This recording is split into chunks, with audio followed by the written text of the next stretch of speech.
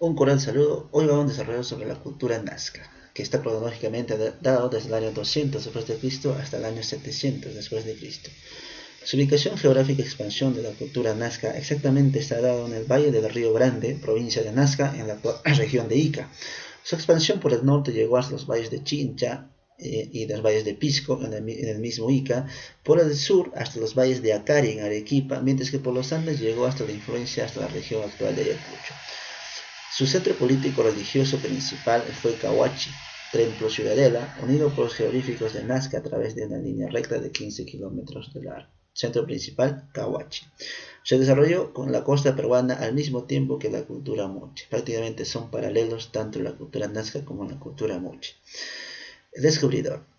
Su descubridor de la cultura nazca fue el científico, el arqueólogo alemán Federico Max Uhle, más conocido como Max Uhle, en el año de 1901, quien lo denominó Proto-Nazca. Después fue estudiado por otros arqueólogos, como por ejemplo Julio Cetello, pero su descubridor Max Uhle, quien lo denominó Proto-Nazca. Su origen de la cultura nazca tiene que ver con la formación de Paracas Necrópolis. Posiblemente los gobernantes de Paracas Necrópolis salieron de Topara en busca de nuevas tierras, o tal vez porque el pueblo se había comenzado a rebelarse y posteriormente fundaron la cultura nazca. Al hablar de su economía, organización económica, hay que decir que la cultura nazca tuviera un gran desarrollo de ingeniería hidráulica. Obviamente porque su principal actividad económica fue la agricultura, que se basó en los principios de planificación, de previsión, de alta tecnología hidráulica, con técnicas de riego intensivo. Se ingeniaron para extraer agua del subsuelo a través de pozos o galerías subterráneas filtrantes. Estos acueductos subterráneos, King apoyaban para desarrollar una gran tecnología y desarrollo de una agricultura muy intensiva. Por otro lado, es importante mencionar las holladas o chacras hundidas, que consistían en excavaciones para sembrar aprovechando la humedad del subsuelo. Las holladas o chacras hundidas es el desarrollo de la cultura nazca, aprovechar el agua del subsuelo o la humedad del subsuelo. Al hablar de su organización social y política, hay que detallar que Nazca fue una sociedad de castas, de una nobleza aristocrática, es decir, los sacerdotes, y otra nobleza guerrera, los que dirigían obviamente el proceso económico y detentaban el poder político en un estado teocrático militarista. La fuerza de trabajo estaba constituida por amplias masas de campesinos, artesanos y pescadores. Entonces la casta gobernante era de un estado teocrático militarista.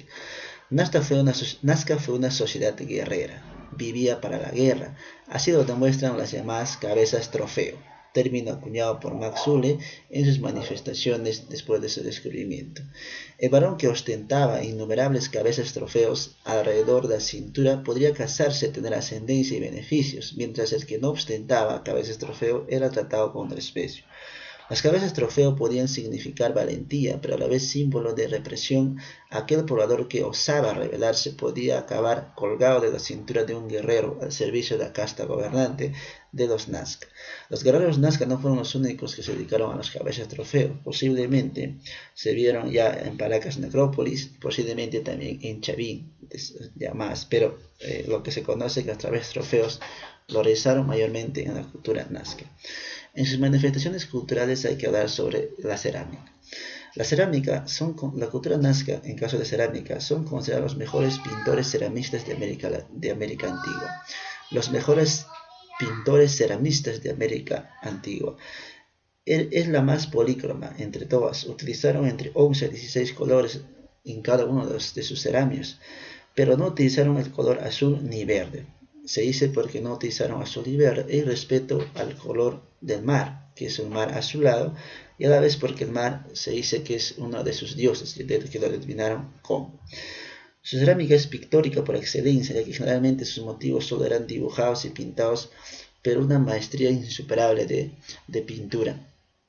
Ya, esto lo tuvieron prácticamente lo que denominaron decoraciones naturalistas, como por representación de aves, como se observa ahí, de figuras abstractas o simbólicas también, como también travesas de trofeo, etc. Decoraciones múltiples.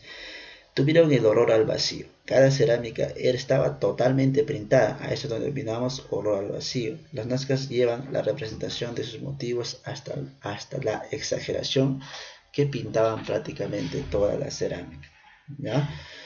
Entre las mostramos ahí son estas manifestaciones que se muestran ya excelentes pinturas y horror al vacío de las pinturas en su cerámica. En sus georíficos, que es una manifestación también importante. Los georíficos son miles de dibujos gigantescos hechos en pleno desierto, ya propios de la región de Nazca. Las famosas líneas de Nazca, como son más conocidas, se encuentran en las pampas de Humana, en el desierto actual de la región Nazca. Cubren alrededor de 500 kilómetros cuadrados y constan con más de 10.000 líneas de enormes figuras entre animales, aves, seres humanos y motivos geométricos, ¿ya? Entre sus descubridores, el primero que lo descubre en 1926 fue Toribio Mejía. Posteriormente fue estudiado por otros arqueólogos, Paul, por ejemplo. Luego se dedicó a su estudio y conservación el célebre Maria Reich, que prácticamente dedicó toda su vida a detallar sobre las líneas de Nazca, ¿ya? Ahora, según Maria Reich, quien realizó estudios por más de 40 años, él trató de confirmar la teoría de Paul, que mucho más antes había dado, que decía que las líneas de Nazca servían para estudiar el tiempo, es decir, las líneas eran, o las figuras eran una especie de estaciones para predecir los fenómenos naturales, es decir, el calendario astronómico solar y lunar más grande del mundo, ligado netamente a la agricultura. Teoría de Maria Reich. Entre otros estudios está la de Maria Rostodowski, entre otros. Estas son las famosas líneas de Nazca, consideradas actualmente como uno de los sitios arqueológicos y turísticos más sobresalientes de la región de Ica. Otra manifestación cultural es la arquitectura. La arquitectura fueron los iniciadores de las técnicas de urbanismo. Recordar esto, por favor, los iniciadores de las técnicas de urbanismo, es decir, planificación de ciudades, fueron la cultura Nazca, ¿ya? Tuvieron obviamente elaborar su arquitectura en base a los adobes rectangulares hechos a molde. Solo se conocieron al final de Nazca toda esta manifestación, como por ejemplo las grandes ciudades que hubo, como por ejemplo Cahuachi, Tambo Viejo, Huaca del Oro, etc., entre otras ciudades que construyeron los Nazca. La más principal, Cahuachi, ¿ya? Ahora, entre su ideología o religión, como se había manifestado, los sacerdotes, al pretender explicar el origen y proceso del mundo, ellos hacían una especie de rituales para condecorar a sus dioses. Su dios principal fue el dios Kon, ser volador, dios del mar y de las aguas, carente de huesos, y que pobló la tierra y convirtió los valles fértiles en desiertos. Él sería su dios principal, llamado Kon. El final de la cultura Nazca se tiene que ver porque fue sometida por las poblaciones procedientes de Ayacucho, es decir, por la posteriormente Imperio Wari. Ya, de mi parte hasta aquí.